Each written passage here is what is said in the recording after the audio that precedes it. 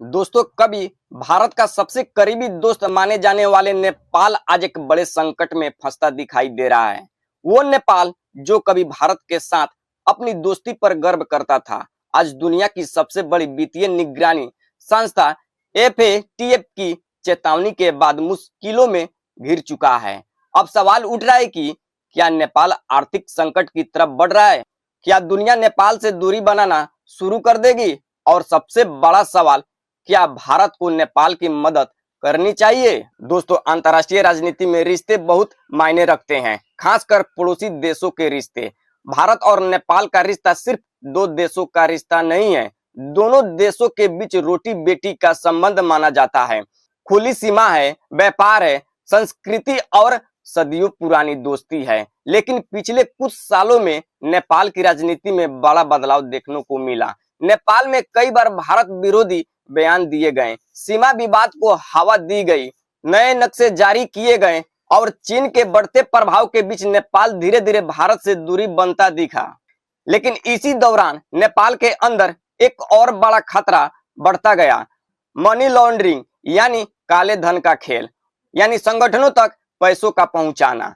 अब इसी मुद्दे पर एफएटीएफ यानी फाइनेंशियल एक्शन टास्क फोर्स ने नेपाल को कड़ी चेतावनी दी है। रिपोर्ट्स के मुताबिक एफएटीएफ की क्षेत्रीय संस्था एपीजी यानी एशिया पैसिफिक ग्रुप की एक टीम हाल ही में काठमांडू पहुंची।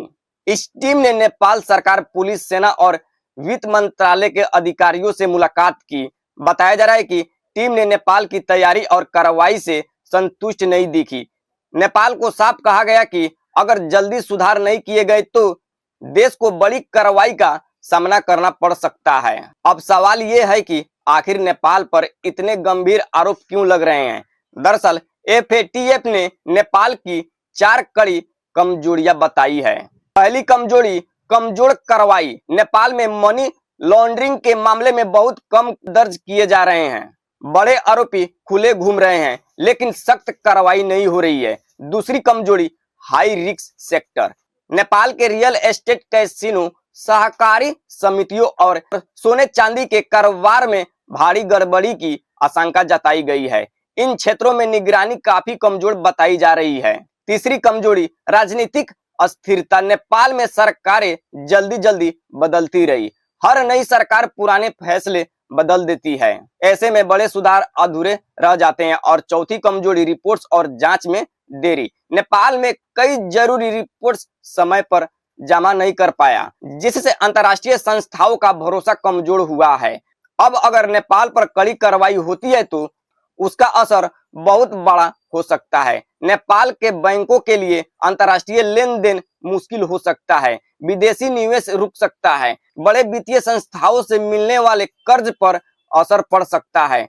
और अगर विदेशी पैसा आना कम हुआ तो नेपाल की अर्थव्यवस्था पर भारी दबाव पड़ सकता है। कुछ जानकार तो यहाँ तक कह रहे हैं कि अगर हालात नहीं सुधरे तो नेपाल को गंभीर आर्थिक संकट का सामना करना पड़ सकता है। लेकिन दोस्तों, इसका असर सिर्फ नेपाल तक सीमित नहीं रहेगा, भारत पर भी इसका असर पड़ सकता है। भारत और नेपाल के बीच खुली सीमा है, हर दिन हजारों लोग दोनों देशों के बीच आते जाते हैं। अगर नेपाल आर्थिक और वित्तीय संकट में फंसता है तो तस्करी, अवैध कारोबार और सुरक्षा से जुड़े खतरे बढ़ सकते हैं। भारत हमेशा चाहता है कि नेपाल मजबूत और स्थिर रहे, क्योंकि एक मजबूत नेपाल दोनों देशों के हित में है। लेकिन अब नेपाल के सामने सबसे कड़ी चुनौती है भरोसा वापस जीतने की। उसे दिखाना होगा कि वह मनी लॉन्ड्रिंग और अवैध फंडिंग के खिलाफ सख्त कदम उठा सकता है। अब देखना होगा कि आने वाले महीनों में नेपाल कितनी तेजी से सुधार करता है। क्या नेपाल इस संकट से बाहर निकल पाएगा? क्या भारत फिर से नेपाल का सबसे बड़ा सहारा बनेगा, या फिर नेपाल की मुश्किलें और बढ़ने वाली है? अब आप बताइए, क्या भारत को नेपाल की मदद करनी चाहिए या नेपाल को पहले खुद अपनी गलतियां सुधारनी चाहिए? कमेंट करके अपनी राय जरूर दीजिए।